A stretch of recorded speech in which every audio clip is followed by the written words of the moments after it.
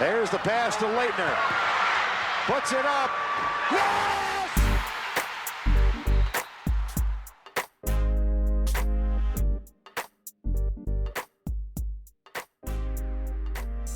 Welcome back to Cameron Chronicles. I'm your host, Max Rego. For starters, this is the first episode of season 5.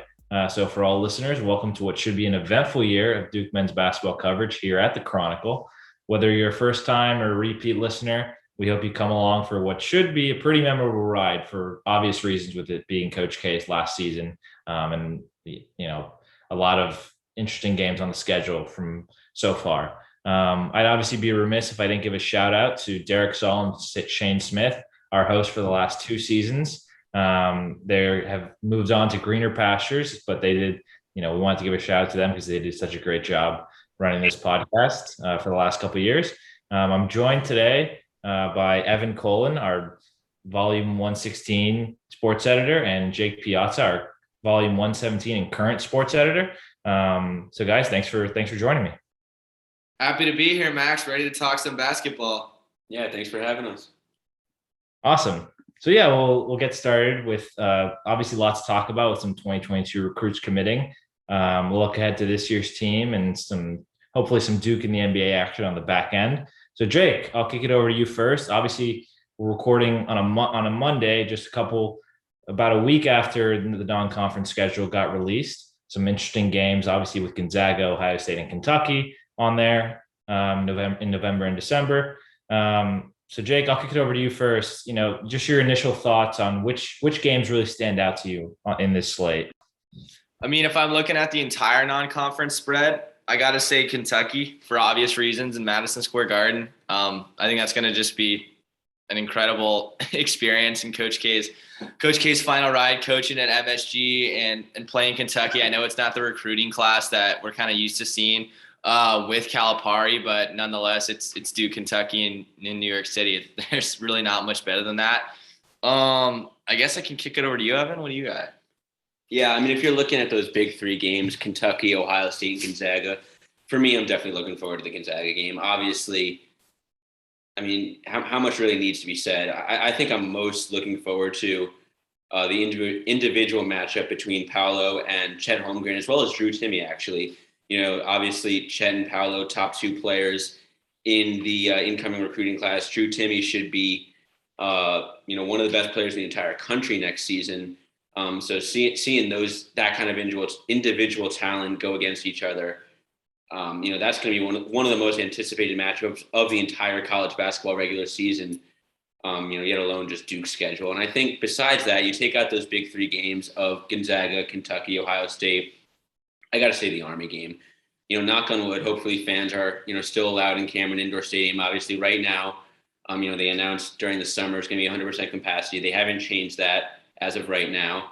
If fans are allowed, if it's 100% capacity like they announced, I mean, that's just going to be an electric environment. Obviously, Cameron went the entirety of the 2020-21 regular season with no fans.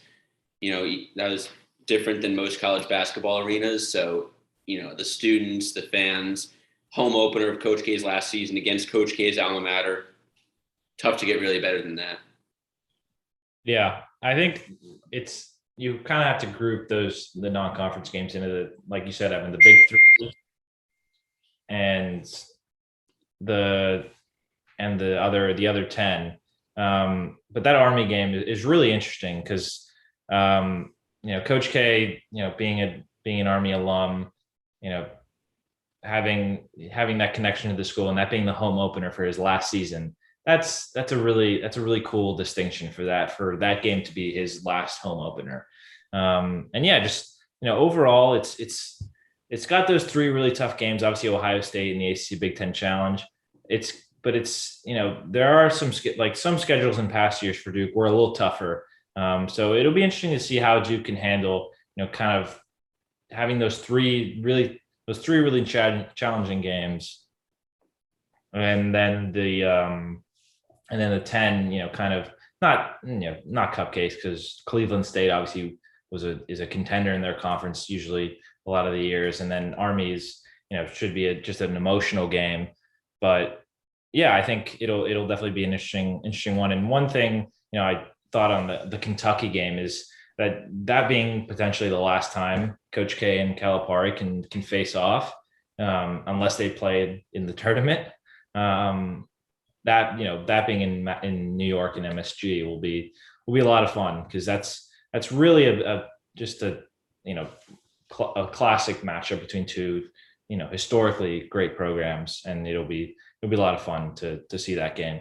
So kind of Max, before we jump into the next one, I want to just look, I mean, I'm looking at the non-conference schedule, and Evan kind of made me think of it with talking about it's been a long time since there's been fans in Cameron. The first time fans being in Cameron with Countdown to Craziness, I'm not counting that as a non-conference game by any means. I'm just saying I think that's going to be a real cool environment to see what it's like having the students back in there and seeing, everyone's first real look at the squad. And I don't know, I'm looking forward to it. I don't know that it's going to have a whole lot of stock in it, because it is just a early interseason scrimmage, but I think it's going to be a good time. Yeah, actually bouncing off that, obviously early, just a scrimmage, not a non-conference game, obviously. But, like you're saying, I'm hoping they do something unique for this year's Countdown to Craziness. I remember, the last time it happened, last time I went, fall of 2019, it just sort of gets repetitive when, they play the scrimmage, they have the videos. I'm hoping Coach K's last season, they really make it unique. They do something special for that one. Has it been all downhill since the famous Jeter one, or what's trying to think? I remember I went, even, the Zion year was exciting just because, the team they had. I was looking forward to a moment like the Chase Jeter bottle flip, and just hasn't happened the last couple of years. Trey's was great though. Trey's was great when he brought his mom out. That was good. I will say, but hopefully we get that kind of special moment this year for Coach K's last season. Max, your takes on it? Yeah, I mean, Countdown. I've been to one Countdown my freshman year in 2019. I obviously had nothing to compare it to. It was interesting, having the women's team do they did a shoot around. They had other pep rally type things, and just it was a fun environment. The scrimmage was interesting. That was the first time I had seen any of those players play live. It was an interesting environment. I would think they would do a lot of cool video tributes, former players coming in, if safety permits. But yeah, I think they'll do a lot of interesting things, surrounding Coach K's last season. They'll obviously have, a lot of different bells and whistles for that, big event. So, any other thoughts, on the non-conference schedule from you guys? What needs to happen, actually, I just remembered why I was slightly disappointed my freshman year. The Zion RJ that year, that Countdown to Craziness. I remember the year before, and I thought every year, but I guess maybe I'm wrong. They had a dunk contest. I know Grayson won the year before I got there. So I was really looking for, obviously you got Zion, you have RJ Cameron. I was really looking forward to it. Didn't happen. This year we got a couple guys. We got Paolo, AJ Griffin. I want the dunk contest back. That needs to be number one priority. Man of the people. That's right. I'm definitely not the only one. So. All right. Yeah. Well, hopefully they do bring that back. But yeah, so shifting gears a little bit here. Feel like we talked enough about the non-conference schedule and including Countdown to Craziness. In addition to Countdown to Craziness. Of course. So obviously, moving on to some other things regarding this year's team. Obviously, we've seen the program release a couple of videos of scrimmages the last few months. One of them included just made baskets. The other one was kind of a more comprehensive video, which I thought was really interesting. Seeing both the positives and the negatives, the good possessions and the bad on both ends of the floor. But yeah, so from those scrimmage videos, the overall roster, who's one? Do you guys want to name one player that you guys have your eyes on? And, just as we get closer and closer to the season, who's one guy? Jake, going to you first. Who's one guy that you're really keeping your eye on? All right, I'll give you a guy, but then the specific too. And anyone who scrolls through my clip portfolio will probably know what's coming here. But I want to know if we're going to see some Point Wendell this year. He handled the ball I thought, really well in that scrimmage. And I don't know, that's something that, I mean, Wendell is such a versatile player. We've seen that since his freshman year. I know it's not everything's firing at the same time is the big problem, but you see the nights when it is. And I think he can do some really special things on the basketball court. And I think, him being 6'6" and as athletic as he is, running the ball up the court, that's something I'd really love to see if it can be more than just a scrimmage thing and carry on at least in this beginning non-conference schedule and see if it can be something that's sustainable for ACC play. For me, I'm kind of going to stay on the sort of point guard route here as well. Jeremy Roach, if you watch that second scrimmage, the one that was continuous video. So, you're actually watching sort of, a real life scrimmage there. I mean, Jeremy Roach was just fantastic. He didn't miss shots. He was leading his group out there, looking like the kind of point guard, the kind of sophomore point guard that Duke's going to need this year. Obviously, Paolo is going to be running the offense at times, with the kind of player he is. Wendell is going to bring the ball up the court, like Jake was saying. But the big guy that needs to step up, especially, without, looking back earlier in the summer with Patrick Baldwin Jr. not committing, Jeremy Roach is going to need to step up. He's going to need to take a pretty big sophomore leap. And at least from that video, it looked like he might be able to do that. Mature, right? Looked like real, like Syracuse Jeremy Roach. Like it was a regular kind of, it looked like the game. He was just kind of seeing it in a way that he maybe always wasn't that first season. It's hard to explain. Something clicked. I can't explain what it was, but you could definitely tell that something was different watching that scrimmage video than seeing, something was different from freshman year Jeremy Roach. Yeah. I think one thing from Roach's perspective, just he has like a bounce in his step. He looks obviously a year older, a year more mature, getting, knowing what Coach K wants him to do offensively. He controlled the pace really, really well in those scrimmages, going up tempo, kicking it ahead to guys, then slowing it down, and also just looking for a shot. He wasn't shooting it. He wasn't taking really super contested shots, but he was super patient, always, in rhythm seemingly. It was hard for me thinking about it, thinking about those videos and remembering a play where, even in the one where they showed all the missed shots, where it's hard for me to think of a bad shot selection from Roach. So yeah, he just looked really under control.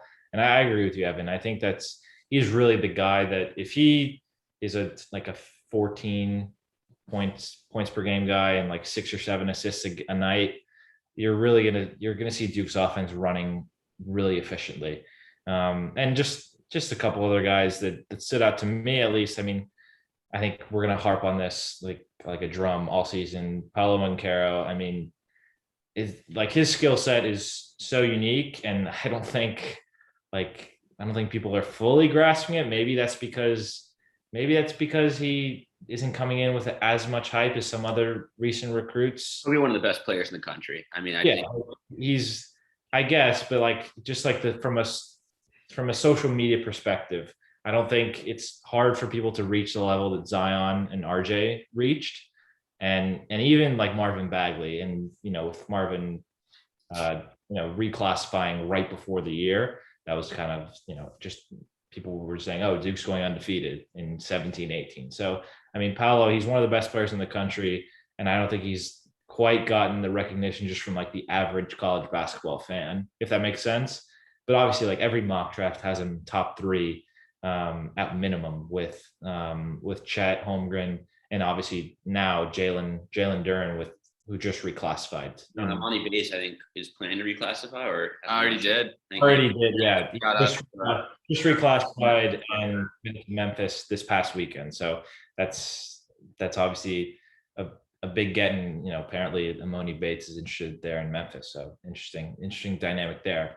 But yeah, those two guys really stood out to me. And then I agree with you, Jake, on the Moore point. I think it could be I think he could be a good guy to run the offense, potentially off the bench with the second unit, because he had some good chemistry with Joey Baker, and he's so long, such a good defender, that he could maybe pair well with a guy like Jalen Blakes, something like that. So yeah, I think one thing we had to talk about, I guess, standing out because there wasn't much standout from him during the scrimmage was from AJ Griffin. I was kind of surprised. And not, I mean, I know it's a summer scrimmage again, so there's a whole lot of time before, the lights are bright, but I mean, he's someone that's like, you watch his highlight videos and you want to buy a ticket to go watch him play. And so just to kind of not see him really having his fingerprints all over the scrimmage, I don't know, I guess surprising a little bit. I don't think it's like really worth making like a complete judgment on what that means for his role on the team. But I don't know, I'm hoping if they do end up putting out something on September, October on another scrimmage, that we're seeing a little more AJ Griffin, because I know we just talked about Paulo in the mock draft, but I think AJ Griffin is real high up there too. And I think even top 10 in a few of them. So I'd like to see that a little bit more on some film. Yeah, I mean, I've seen AJ Griffin in mocks as high as not only top 10, I've seen him top 5. Seriously? He's that kind of, he is that kind of frame. He has that kind of potential as a player. And I mean, yeah, as you said, it was very noticeable. He didn't do anything in that video. He just, he wasn't involved in the offense. And I think that's going to be something that's going to be very important for the team to figure out the rest of the summer and, into the preseason, is that they're going to have to make sure that they maximize, Paulo, AJ Griffin, and all the different pieces they have. Obviously they have a lot of talent, and what's going to be really important is, how they fit together. Something that was a big struggle between, you have Matthew Hurt, you have Jalen Johnson last year.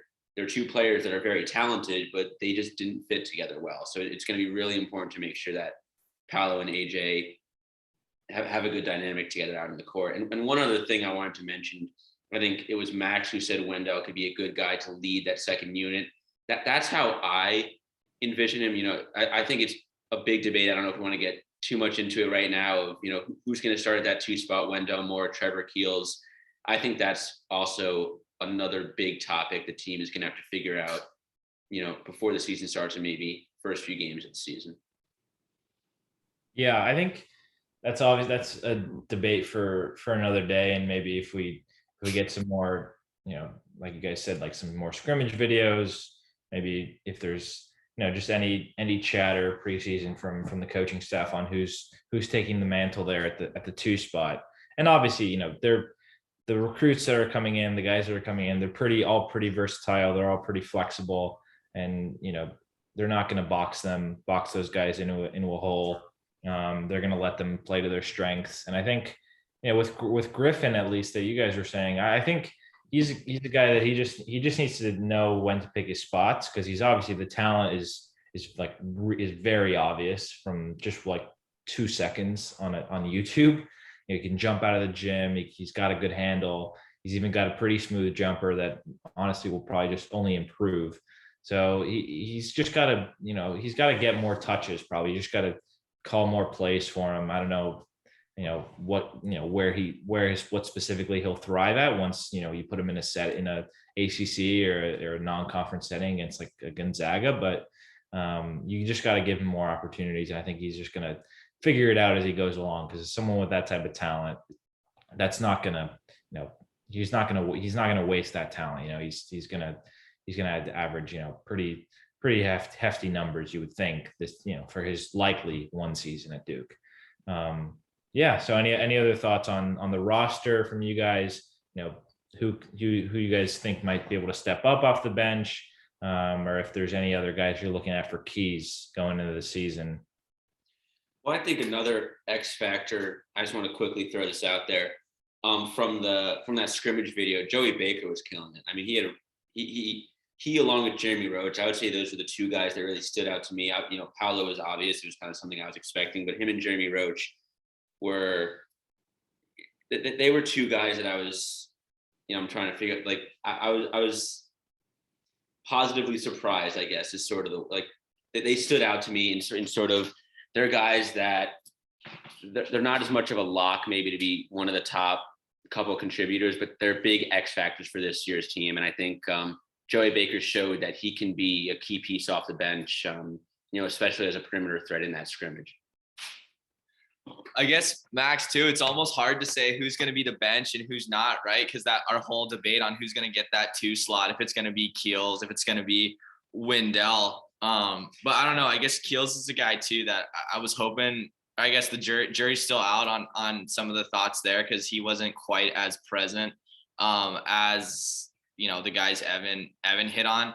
I mean, so I don't really have anything else. I think we kind of saw a jump from Joey Baker that kind of looked like sophomore Joey Baker. And if that is a permanent thing, I think that's going to give Duke a massive offensive option and really kind of spread the floor for them in a way that they've struggled with in the past in terms of hitting their threes and getting opponents to respect it from beyond the arc. But I think that's it for me, unless you got something else, Max. I got nothing. I mean, that last point I think is a good place to end on is how important spacing will be, because when you have a guy like Paolo and you have a guy like AJ Griffin who can score off the dribble and Keels, you need. And besides those guys, all three of them can shoot it pretty well. Even Paolo has got a pretty solid stroke for basically a power forward. But yeah, you need guys who are just going to space the floor. You need Baker to knock down a lot of catch and shoot threes, because that's going to be his MO. And you need more to kind of show that that last half of the season where he shot the ball significantly higher than the first part. That first part was a fluke, and that the second part was the reality for him. So yeah, that's a good place for us to end on this year's team, because obviously that's not all that's in the news for Duke right now. Obviously, with this summer kind of being the summer of John Shire being recently named the next head coach after this coming season. He's been on the road recruiting. So we're going to shift gears to that because, just recently he got his first two commitments in Kyle Filipowski and Dariq Whitehead, in the last couple of weeks. So, first off for you guys, I want to talk about Filipowski first because he was obviously the first commit. What do you guys think of the significance on, Filipowski being the first commitment of the John Shire era, if you will? I mean, I was just going back through the past few years rosters, and I was actually kind of having a hard time nailing it down. And the last player Duke's had like Kyle Filipowski, that, I mean, he's 6'10", but he's really got great control of his body. He can dribble the ball well, and he's not just a guy that's gonna play in the paint. He's gonna spend a good amount of time maybe taking the ball up the court. He's going to spend a good amount of time taking shots of his own from beyond the three. So I guess I'm not quite sure on who the last player they've had like Filipowski is. And for that reason, I'm, I guess, very excited about seeing him and the way he plays. And I think one thing that I think we even talked about this a little bit, Max, is I'm excited to see Filipowski, the passer, especially in the high block, low block. And kind of see if he's going to be, a guy that the offense just plays through, and if he's got kind of the court vision in college to do that. Yeah, I mean, you were talking about how he's not limited to the paint. He's 6'10", but he can play on the perimeter. I know you were saying before we were even on this podcast that he might play a little bit at the three, and I don't know if that's entirely realistic, but even the thought that a guy, with that kind of size, who can shoot the ball well, that, with his kind of frame can play at the small forward position. The fact that that's even a thought, really goes to show the kind of player he is. And another thing I'm thinking about, you talk about the significance of his commitment, outside of how good of a player he obviously is. He's referenced, obviously there's no guarantees. We don't know what's going to happen. If he comes in and has a spectacular freshman year and he's a lottery pick, he's going to declare for the draft. But he's talked about playing multiple years. I think there was one tweet where he even mentioned graduating. Would I bet on that happening right now? No. But if he does stay multiple years, that's going to be real scary for opposing teams in the ACC, and that would be a huge boost to the first couple of seasons of the John Shire era. Yeah, I thought those quotes were really interesting because it's obviously guys never say immediately that they're only going to play one season. Even like some lock one and dones will just say, I'm, continuing my basketball career at X university. They never say I'm automatically leaving. Even apparently like Zion, apparently wanted to come back and Coach K had to convince him. I don't know how much of that I actually believe, because that seems impossible to me. But yeah, I mean, I think he's someone that, like you guys said, he's a big man, but he's got guard skills, right? Because he's got, he's got a good stroke from outside. He can handle it. He can pass it a little bit. I talked with his AAU coach, and he just said how unselfish he is and how well he shares the ball, and he really just puts in the work to get better, to make his teammates around him better, and ultimately to win. So I thought that was really interesting. And one quote I thought from him was in the ESPN article on his commitment. He said that he wanted to carry on.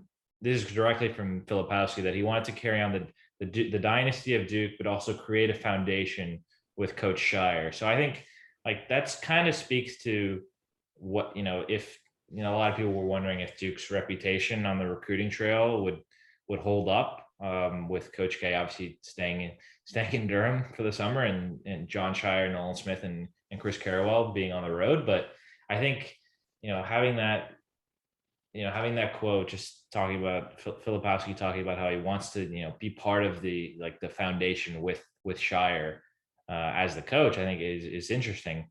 And it's just interesting how, that's the first guy that commits, because he fits the mold, right, of the modern, I guess, college big man. Is very versatile, can play a little down low, a little outside, can mix it up. That's something that maybe speaks to how Shire, not reading a ton into it, but might speak a little bit to how Shire, wants to build a team, right? Yeah, if you guys have nothing else, then we can shift gears to Dariq Whitehead. Another big commitment for Duke. Obviously, he's a 5-star. He's a top 10 player, consensus top 10 guy in his class. His commitment was obviously different people in contention. But any thoughts on Whitehead's commitment and his skill set from you guys? Well, I think the big thing, I mentioned this with this year's team as well, is how him and Filipowski fit together. And I think what's really interesting is that Filipowski and Whitehead played with each other back in middle school on the same AAU team for 2-3 years, and I think that's going to be huge. Even though it was a while ago, not at all during the last 4 years in high school, but the fact that they have a little bit of chemistry coming in, or will have a little bit of chemistry coming in, I think that's going to be essential for next year's squad, because obviously we don't know who else is going to be coming to Durham right now, but undoubtedly Whitehead and Filipowski are going to be two of the focal points of the offense. Well, I think the Whitehead commitment is, I don't know, like massive. Is that a big enough adjective for it? I don't know, because I think that's big enough. Yeah, because he's what, the number 6 overall recruit in his class. He's got his pick of schools. He gets offered a $500,000 contract from the Ignite, and a team, they have very, very legitimate traction now, especially after having 3 first-round draft picks in the NBA draft. But he still chooses to come to Duke, and it's a Coach K-less Duke. It's with John Shire at the helm, and I think for a lot of the same reasons as Filipowski, it just kind of shows that I don't know. It's giving, I guess, an early maybe like glimmer of hope for Duke faithful out there, that maybe this transition of power isn't going to be, quite as painful as it probably should be when you've had a coach there for 40 plus years. So I think, not to mention all the adjectives and superlatives for Whitehead apply. He's a 5-star number 6 overall prospect for a reason. He can score and do whatever he wants from anywhere on the basketball court.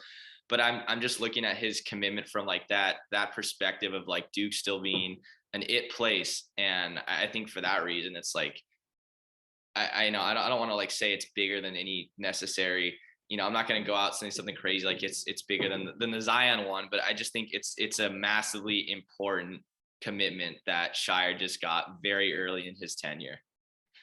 A couple things that I thought kind of stood out to me. I was from a NewJersey.com article on Whitehead's commitment. I thought had a lot of interesting things that he talked about. He showed a willingness to recruit other top guys, Derek Lively, Mark Mitchell, those guys are, considering Duke on the fence, if you want to call it that. But he said if he was asked if he was willing to recruit other guys to join him in his class, and he said, yeah, for sure, absolutely, which I thought was really interesting because some guys, they want to be the guy, and some guys obviously, because he definitely could be a potential lottery pick very easily.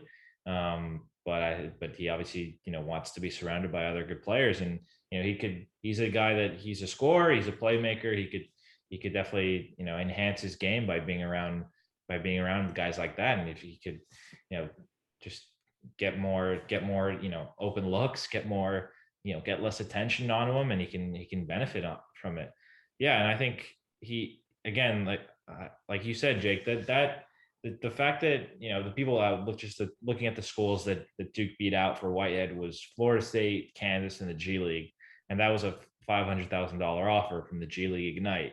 So I guess that's maybe NIL warrants another maybe a series, honestly, just on like its impact. But just like that, what, I don't know the dollar amount of what a guy can make at Duke. I don't want to speculate on that because that's just, again, that's for another day. But just him turning that down maybe speaks to if he thinks that that could be offset, that passing that up could be offset by what he could make at Duke, and then parlay that into an NBA career. So I don't know.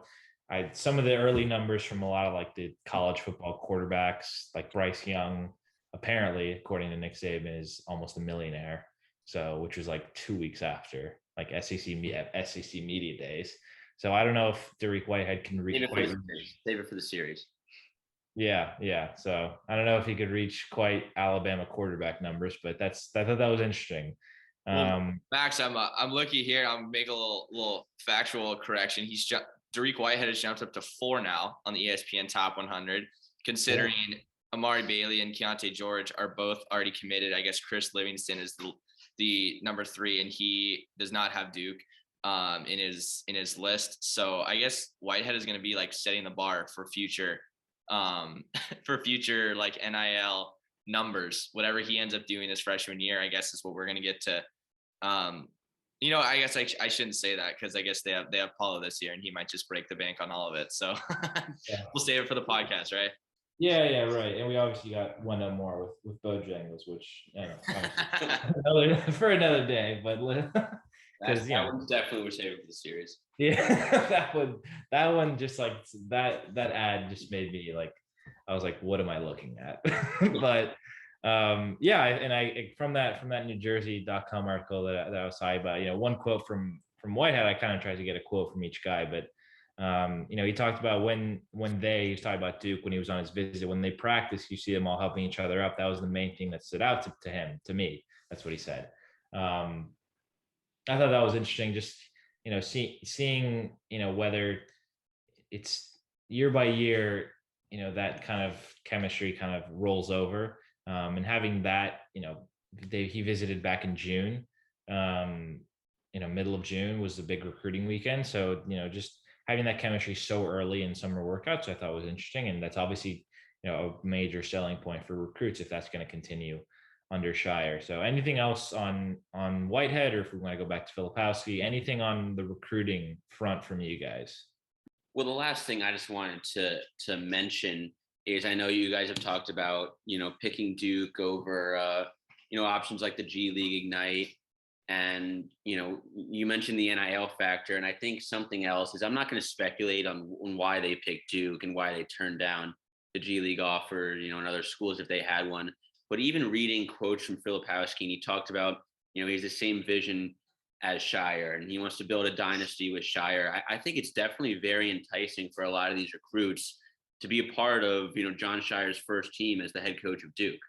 Obviously, you talk to Jay Billis and, guys like that, they're so proud of, he wasn't Coach K's first team, but that was sort of, one of the early teams of Coach K. They were the first really good team that Coach K had at Duke. And I think, guys like Filipowski, guys like Dariq Whitehead, whatever other recruits John Shire gets, I think that's definitely a big draw for them as well. Wait, I hadn't really thought of it from that angle, but maybe there's not enough talk about the cool angle of being in on the ground floor, like of a head coach's tenure. I mean, you don't always get that opportunity as a recruit coming in. So I guess obviously that doesn't outweigh the laundry list of uphill obstacles with it, but I don't know. That's a good point. There's John Shire. Yeah, there's pressure. I guess there's some pressure involved with that, but also some like a cool, like a cool footnote on your resume, right? Of being, if John Shire goes on to have a successful career, it's not going to project, but just being his first class would be something that guys can look back on for their careers. But there's pressure involved in that, so it's a little bit of both. Yeah, so I think we covered all the bases from the recruiting front. Obviously, we can't kind of talk too much further. Some guys are obviously in the process of making their commitments that Duke has on their radar. Mark, like we said, Mark Mitchell, Derek Lively, guys like that. So we will obviously keep up as everyone listening to this will. But yeah, do you guys want to talk some Duke in the NBA maybe? Absolutely. All right. Well, if you were living under a rock, the Olympics just ended. But we had Jason Tatum going to the Olympics, representing Team USA. He was the 7th former Blue Devil, I believe, to represent Team USA in the Olympics. He wore number 10, which obviously he had a great relationship with Kobe Bryant. That was Kobe's number when he played in the Olympics in 08 and 12. And he was kind of the guy that Coach K kind of looked to as, if I have him on my team, I think we should be fine, that type of thing. But yeah, I think, what are your guys' thoughts on Tatum, kind of a different role for him than when he has on the Celtics, and, what that means for his potential of, being one of the better guys to represent Duke in the NBA.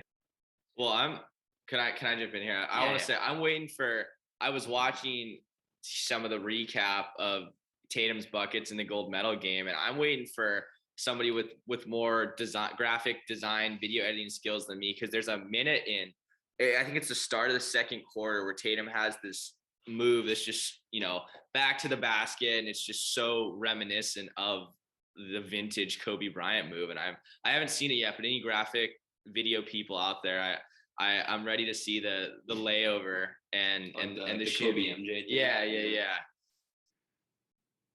I'm looking forward. Yeah, I remember whoever does make it. None of us. Yeah. But I think someone.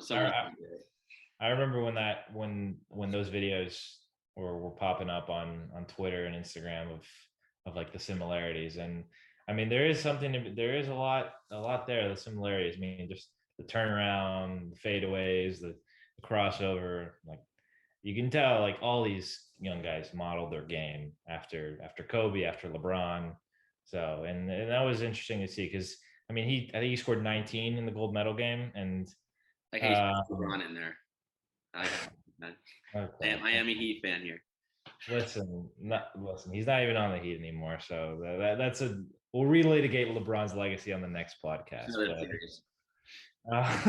But yeah, and just like the fact that he scored 19 in the gold medal game, and he was kind of the guy to step up alongside, Kevin Durant was the best player in the Olympics. He played like a complete animal the whole time. I think his 3 gold medal games were 30, 30, and 29. So you knew he was going to show up. It was just a matter of who else is going to show up. And Lillard showed up, bounced back from some tough performances earlier in the Olympics. And Tatum was another guy to step up. And I thought it was interesting. He was interviewed after. He was, just saying, how much of this he thought about in the past of, representing the country. I thought that was interesting. Any of you guys want to talk a little free agency with some guys on the move? I got one more Olympics thing. I know, correct me if I'm wrong, I thought I saw a tweet. Obviously, a lot of people are talking about, KD. He broke Carmelo's record for most points scored for Team USA. This might have just been some random fan on Twitter. I thought it might have been a player, but I know someone said, Jason Tatum's next. Obviously KD just broke the record, and people are saying Jason Tatum has potential with how young he is. He's already, played for Team USA. He has the potential to sort of break KD's record down the road.